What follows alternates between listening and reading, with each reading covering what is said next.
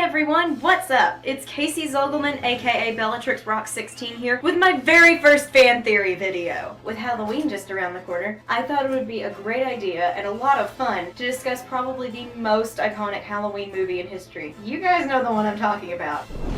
Hocus Pocus. Yes, that cult classic that we all know and love and desperately want a sequel to, Disney! And by now, I bet you guys are wondering about the title of this video. Sarah Sanderson, the strongest of the Sanderson sisters? Crazy, right? Well, maybe not after you guys watch this video. Show of hands. If I asked you guys right now who the strongest of the Sanderson sisters is, I'll bet a vast majority of you immediately say Winifred. True. She is pretty powerful with her lightning and her spell book, but is she really the strongest, or just making everyone believe she is? Now, before I go any further, I adore Bette Midler, and Winifred has to be one of my favorite fictional characters ever, but this is a theory video, and in no way reflects anyone else's opinions but my own. It's okay to disagree. I love Winifred, as do many fans, but I probably love Sarah just as much, and I think there is more to her than we actually see, and that's pretty much where my theory comes into play. And if you're set on Winifred being the strongest of the Sanderson sisters, that's okay, but I am going to be expressing some pretty strong opinions of my own. If you feel the need to dispute me on any of the things I lay out in this video, please leave a comment down below and I'll try to get to you. Okay, now, I just want to address something really fast. Hey trolls, if you're gonna be butthurt about something in this video, please exit now, because I'm not going to be kind about it. Thank you! Now that you've all been warned, let us fly!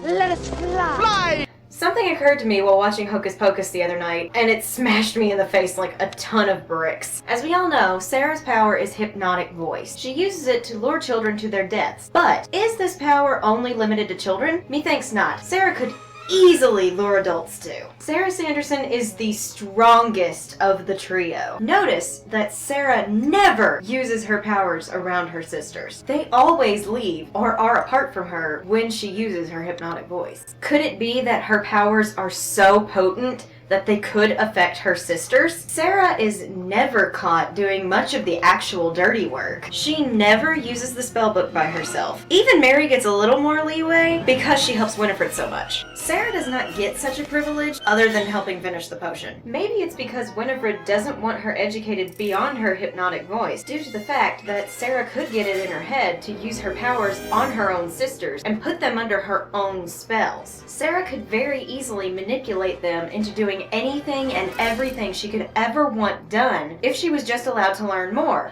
And had more than air beneath the hair. But we'll get there. Sarah Sanderson could and very well may be the most powerful Sanderson sister despite her seeming like the dumbest. Let me break this down for you so hopefully you can understand why I think this theory could in fact be true. First off, and most importantly, Sarah is more or less a siren. Her power is a hypnotic voice, and it can be used on more than just children. During the I Put a Spell on You song, it was obviously a spell cast by all three. But was it Sarah's voice that actually provided the big power? Winifred has a gift for spells, and is a bit of an attention hog, so of course that has a big impact. But Sarah is the siren, and without her added power, the spell may not have stuck. Also notice that her sisters are never present whenever she uses her hypnotic voice. The one time she began singing in front of them, Winifred rather quickly slapped a hand over her mouth to keep her from invoking her power any further. Could it be due to the fact that Sarah's powers could affect Winifred and Mary? Just because they're witches doesn't mean that they can't be affected. Now, my reasoning as to why they weren't affected during the I Put a Spell on You song is because all three were working in harmony.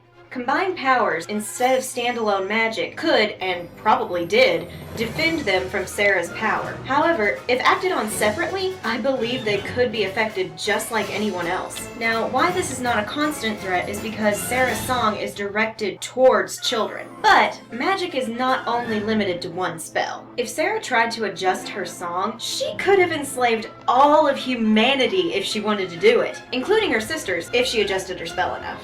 Sarah is like a walking imperious curse just waiting for an unwilling victim, which, if not under constant supervision, could be her own sisters. Now, on to point number 2. I'm sure you guys by now are going, the reason Winifred keeps Sarah in check all the time is because of Billy. That's true. They did have an affair, but we don't know who came onto who in that situation. Billy caused an incredible rift between Winifred and Sarah because, as he was courting Winifred, He was sleeping with Sarah. Love triangles, guys. Everyone in the fandom, including myself until recently, believes that Sarah would be the one to come on to Billy because she's basically a siren. However, we don't know that that's true. Billy could have just as easily become smitten with Sarah and seduced her. Being the younger and most naive sister, Sarah fell for him. And whenever he rises from the grave, notice that when she greets him, he makes a happy little grunt, like moaning noise that means he's happy to see her. You can almost make out in his grunt the name Sarah. And he has a smile on his face, and his eyes look rather happy. Well, as much as a dead guy whose mouth has been sewn shut can smile. Billy comes into play here for two reasons. One, Winifred was the jealous type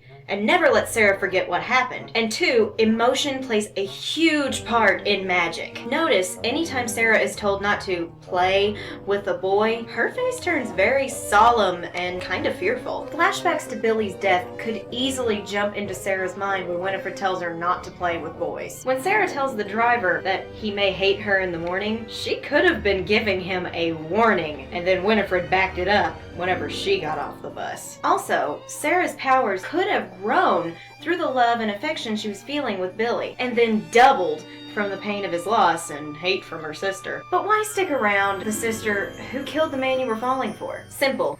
Family loyalty, guilt, and probably the fact that if she ran off, Winifred and Mary would have found her and done some much nastier things to her than just smacking her around every once in a while. Negative emotions fuel dark magic far more than positive ones do, and by staying, Sarah may have earned an opportunity to get back some of her trust and loyalty from her sister, and maybe by playing dumb, set up an opportunity for revenge. She could have pulled it off too, because as we can see in the movie, she is a lot more observant than the other two. Alright, so point number 3 is Sarah was smarter, more observant, and a lot stronger than we gave her credit for. I mean, we noticed throughout the movie that Winnie has trouble being patient, but Sarah is one of the most patient people within the story. After watching it again, I noticed that Sarah is typically the sister who fights next to Winifred. The final showdown was Winifred versus Max, Danny, and Billy, and Sarah went after Allison. So where was Mary during all of this? Sarah is the sister who steps up to fight next to Winifred because she knows she has the power to do it. However, when Sarah tries to show Winifred exactly what she can do and how much she has learned, I guess, over the course of her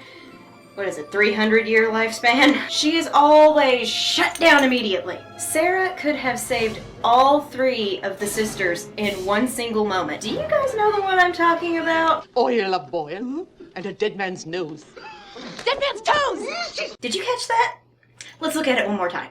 Dead man's toes! Here at that time, I sure did, and I hope you guys did too. Sarah remembered the last ingredient of the potion because of her little song and dance she was doing 300 years earlier. Idiotic dance, Winnie? I don't think so! Now, why did she get shut down again? Back to the jealous thing, I believe. Why would Winifred want anyone to be right but her? Whenever she tells Mary she's right, she bursts into tears and runs screaming out of the room, but Mary just seems so proud of herself for being right. Sarah's observation from 300 years prior could have saved them all in that one instant if she had just been listened to. Another time we notice her observation skills in action is in the alleyway. Winifred and Mary are basically doing their own thing because Mary's powers led her to smell food instead of children, which in her case are the same.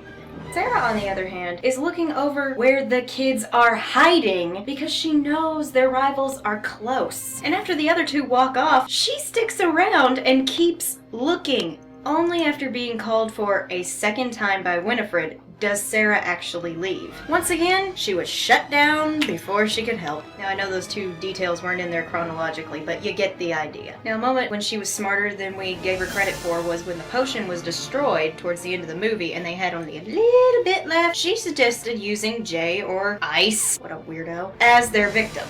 Logical thinking, right? Well, not according to Winifred, because she was mad, and because she was mad, it was the best idea to go get Danny, who was miles away at this point, which means more time had to be used of their little bitty lifespan, because that makes sense! So actually, it was Winifred who killed them all for being an idiot, and if they had just listened to Sarah, they would have lived! Sarah is truly the most ignored of the sisters, and that actually leads me to point number 4, because after a while, that would bug you, wouldn't it? So point number 4 is resentment fueling Sarah's power. Just as righteous anger can fuel pain-inducing spells, resentment can do that too. Sarah is the lowest sister on the totem pole. Mary is Winifred's right-hand witch. Sarah's just kinda there. Sarah is the one that abuse often falls on when something goes wrong. She was pushed into the river without a second glance from Winifred or Mary. What the heck, girls? If that little display doesn't show how low she is in the ranking for best sister, I really don't know what does. I'll elaborate on why I think that's even more significant later. After Winifred killed Billy, Sarah's first love, we can only assume as we don't know their backstory. Disney! Prequel! Sorry, I had some resentment of my own caught in my throat. A seed of resentment and possibly some righteous anger was planted inside our little blonde witch's heart. And after watching Mary get treated with more affection, well, what you can call affection coming from Winifred, caused more resentment for Sarah. Notice in the first scene of the movie when Sarah has just returned from getting Emily, that Mary tries to openly degrade her little sister's efforts in front of Winifred as she's helping her. I noticed Sister Sarah isn't helping. I lured the child here. Leave her be. She has done her job. You're right, Mom.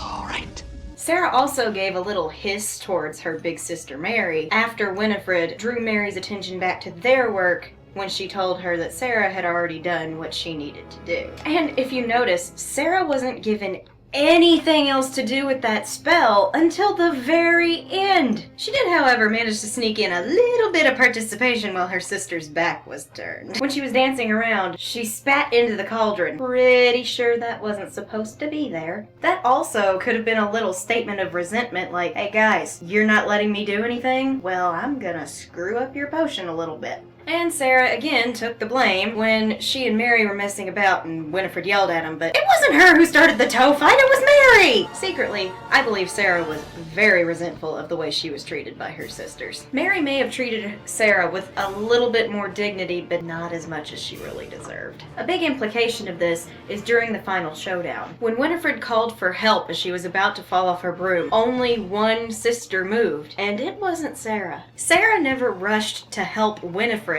out during the battle, but she did go assist Mary, who we saw did treat her with just a touch more respect. I'm sensing some resentment here. So why was Sarah only used to bring Emily back? Why not have her help out with the potion? Was she not trained to do those sort of spells? This leads me to my fifth and final point.